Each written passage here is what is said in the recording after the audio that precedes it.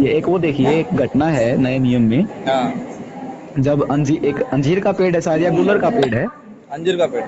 जी, उसके पेड़ के पास जीसस जाते हैं और कहते हैं फल की इच्छा करते हैं। हाँ हाँ लेकिन हाँ। बिना मौसम के पेड़ के फल न देने के कारण वो पेड़ को श्राप दे देते हैं। बराबर। ठीक है। तो मेरा कहना का तात्पर्य ये था कि अगर इस श्रेणी को अपराध माना जाएगा, क्योंकि जिस प्रकार से एक 2.5 साल का बच्चा नहीं बोल सकता, उसी प्रकार बिना मौसम के पेड़ जो है फल नहीं देता। बराबर।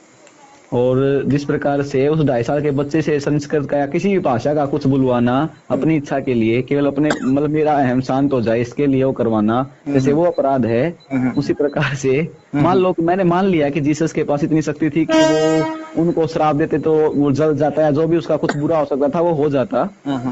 लेकिन फिर भी ये नैतिक अपराध है कि जब उस मौसम के बिना उस वृक्ष से फल मांगा गया या उसने नहीं दिया, तो उसके बाद उसको श्राप दिया गया। तो अपराध तो उन्होंने किया पहला, ये तो पहली मेरे अनुसार पहली है। हाँ। उसके बाद मतलब हैं बहुत से हैं, लेकिन मैंने केवल इसलिए कहा क्योंकि आपने कहा ना कि माफ वही नहीं, कर उसका भी सकता है कि। जवाब है, उसका भी जवाब है। तो जी आप बोलते जाओ, और भी कोई पॉइंट है तो भी बोलते जाओ। नहीं, प्रथम मैंने यही कह दिया, एक एक जो मैंने लगा मुझको लगा वो मैंने कह दिया। तो अब यहाँ आप पर बताइए। अभी मैं एक चीज बताता हूँ आपको। चलो, मैंने एक गाड़ी खरीदा है। जी। मैंने गाड़ी खरीदा है।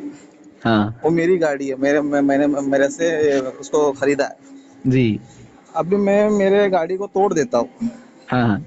तो क्या ये कानून मेरे को दंड देगा? नहीं, बिल्कुल नहीं देगा, क्यों नहीं देगा? क्योंकि वो गाड़ी आपकी है। मेरा है ना। सृष्टि बिल्कुल। सृष्टि यीशु ने बनाया है। जी जी। नहीं नहीं, सुनो, ये तो बात सुनिए ना, एक बात तो सुनिए, ये मैं आपको समझना कह रहा जरूरी हूँ। है ना भाई। देखो यहाँ पर एक नहीं, बहुत बड़ा आपको एक हिस्ट्री बात है। ये देख नहीं, गौर ये करना पड़ेगा कि जो जीसस को जब सृष्टिकर्ता माना जाएगा ना, वो किस आधार पर माना गया है कि उसने कभी पाप नहीं किया इसलिए वो सब कुछ करने वाला है, ऐसा है। देखो अभी ठीक मैं, है। ठीक है, मैं बोलता हूँ, और भी आप सुनो। और भी जी जी। बहुत सारे पॉइंट्स है।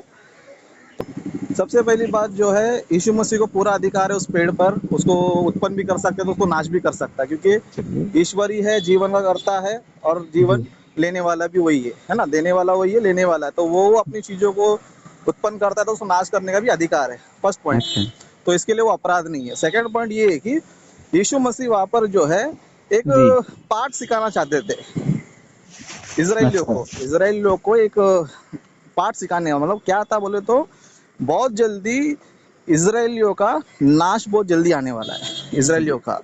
बिल्कुल। जैसे कि बाइबल में हम देखेंगे तो इसराइलियों के बारे में बोला जाता है कि इनके ऊपर बहुत ही बड़ा विपत्ति आने वाला है।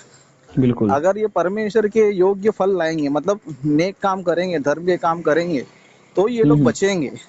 जी। अगर नेक काम नहीं करेंगे, फल नहीं लाएंगे अच्छे कामों के, तो ये लोग नाश हो जाएंगे।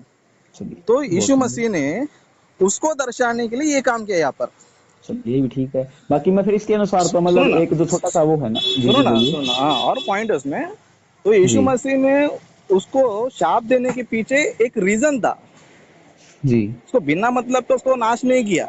वो उसको हाँ नाश हाँ। इसलिए किया कि उसके द्वारा इजराइल लोग को एक लेसन सीखा है।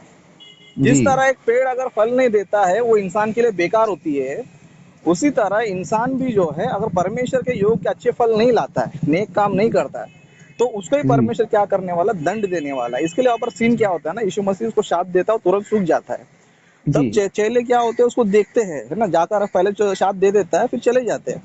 फिर उन लोग हम्म। जाके आने का फिर देखते, चेले लोग बोलते हैं तुरंत कैसे सूख गया ये। जी। तब यीशु मसीह उसका लेसन बताता है ना। हम्म। जिस तरह ये पेड़ है ना फल नहीं दे रहा है और इसको हम्म। शाप दे दिया गया है, उसी जी। तरह जो भी मनुष्य अच्छे फल नहीं लाएगा, उसको भी जो है नाश किया जाएगा, उसको भी दंड दिया जाएगा करके चलिए, ये भी ये। ठीक है।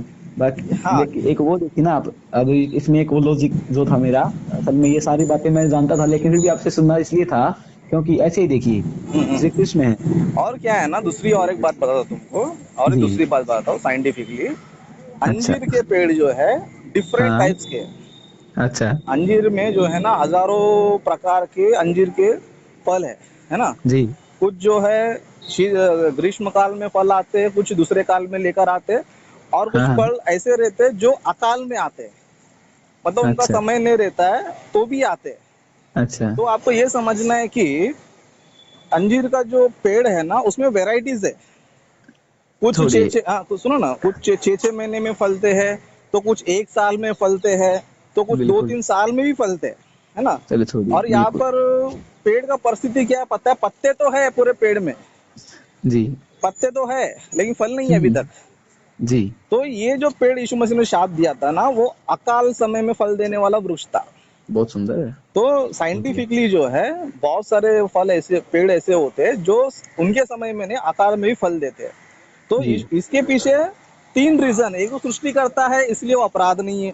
दूसरा जी। एक था कि दोनों को, ये जो इजराइल लोग को एक लेसन सिखाना था कि हम्म। तुम्हारा, अगर तुम भी इस फल की तरह फल नहीं दोगे तो तुम्हारा नाश हो जाएगा, जी। एक देने का था। और हम्म। साइंटिफिक भी जाएगा तो अंजीर के पेड़ में बहुत सारे वेराइटीज है। तो जी। क्या है ना, अभी सृष्टि जो है ना यीशु मसीह का है, उसने खुद बनाया उसको। बिल्कुल, तो सच बात है ये। हाँ, तो अपनी चीजों को वो खुद नाश करता है ना, वो हाँ, हाँ। पाप नहीं होता। क्यों नहीं होता बोलता, वही सृष्टि करता है और वही चलिए, विनाश करता है। एक और बात पूछ लेता सो हूँ, मान लो। हाँ, चलो चलो, पूछ लो, आप बोलिए। पूछ लो, पूछ लो। नहीं, मैं आपने जो बोला ना, मैंने सुना। अब देखिए, नहीं, अभी बाइबल कहती और है। बाकी है, उसका उसका बैकग्राउंड बहुत है ना। जी, बाइबल में मैंने पढ़ा है कि जो सृष्टि है वो यहोवा ने बनाया। ठीक है, ठीक है। और भी कुछ बोलना है तो बोलो, फिर मैं आपको नहीं और नहीं, जवाब मैं देता केवल, मैं आपने जो कहा ना कि जीसस ने बनाई सृष्टि, तो मैं कह रहा हूँ कि जीसस तो परमेश्वर के पुत्र के कहे जाते हैं, जिस ईसाई हूँ। धर्म के अनुसार। हाँ, और जीसस जीसस जो है वो कहा गया है कि यहोवा के पुत्र हो गए, तो इसका मतलब या तो यहोवा के बाद में उत्पन्न हुए, जो अगर मतलब शारीरिक दृष्टि से माना जाए तो। लेकिन ऐसा नहीं मानते हैं तो भी सबसे पहले बताया गया है कि वो परमेश्वर ही था। कौन था परमेश्वर? यहोवा। ठीक है। इसलिए आदि में परमेश्वर था। ठीक या है फिर ना। आदि में अकेले परमेश्वर ने सृष्टि की, जो आपकी उत्पत्ति में पढ़ सकते हो आप। तो ये बताओ मैं अभी, जी। पूरा सुनो, हाँ, थोड़ा टोको मत। नहीं नहीं। हाँ, तो जैसे कि अभी अभी आपने नया क्वेश्चन किया कि सृष्टि को यहोवा ने बनाया। नहीं, क्वेश्चन नहीं, आपने जो कहा ना, मैंने उसके हाँ, विषय में एक ठीक बात है, कह दी। हाँ, तो ठीक है। तो जी। बाइबल आप पूरा पढ़ो। तो बाइबल हाँ, में जो है, यीशु ने भी सृष्टि बनाया, पिता ने भी सृष्टि बनाया, दोनों ने मिलकर ही सारी सृष्टि को बनाया। बहुत सुंदर। हाँ, दोनों ने मिलकर जो है ना सारी सृष्टि को बनाया करके बाइबल हमें बता दी है। जी। अभी जी। यीशु मसीह ने बनाया करके किधर लिखा है बोलेगा तो, बाइबल में यूहन्ना सुसमाचार में पहला अध्याय, पहला वचन, दूसरा वचन दोनों में लिखा रहता है कि, यूहन्ना। हाँ, यूहन्ना सुसमाचार नया अच्छा, नियम में। नया नियम में है। हाँ, तो वहां पर चलिए, लिखा रहता है कि सृष्टि में जो कुछ भी उत्पन्न हुआ है सभी चीज को यीशु मसीह ने बनाया है। देख लेते हैं। हाँ, है तो देख लो आपके पास बाइबल। बाइबल तो है, यूहन्ना सुसमाचार। हम्म। अच्छा जी महाराज, हाँ, वो की हो सकता है ऐसा मेरे अनुसार, क्योंकि बाइबल वो जो आप कह रहे हो ना, ये भी हो सकता है, क्योंकि एक सृष्टि दो बार बन सकती है, क्यों नहीं बन सकती? सृष्टि अनादि भी तो है। बोलो। ये है, आपने क्या बताया, यूहन्ना? हाँ, यूहन्ना सुसमाचार, उसका पेज नंबर पहला है। अध्याय, पहला वचन, दूसरा वचन दोनों ही पढ़ो। जी जी, 129 पेज पर है, पहले अध्याय का। हाँ, पहला अध्याय, पहला वचन, दूसरा वचन दोनों ही पढ़ो। अच्छा जी। हम्म। हाँ, सुनिए। आदि में वचन था और वचन परमेश्वर के साथ था, वचन परमेश्वर था, यही आदि में परमेश्वर के साथ था। हाँ, सब कुछ उसी के द्वारा उत्पन्न हुआ, और जो कुछ उत्पन्न हुआ उसमें से कोई भी वस्तु उसके बिना उत्पन्न नहीं हुई। हाँ, बस बस वचन की बस। बात चल रही है। हाँ, तो वही वचन, वचन मतलब कौन है? यीशु मसीह है। चलिए, वचन का अर्थ होता है जीसस। हाँ, यीशु मसीह को नाम दिया गया वचन, है ना। इसका क्या प्रमाण है कि वचन का अर्थ यहाँ पर जीसस लिया गया है? 14 वचन पढ़ो डायरेक्टर। 14। हाँ, 14 वचन उसी का। और वचन देहधारी हुआ हाँ, और अनुग्रह और सच्चाई से परिपूर्ण होकर हमारे बीच में डेरा किया, और हमने उसकी हाँ, ऐसी महिमा देखी जैसे पिता के एकलौते की महिमा। बराबर।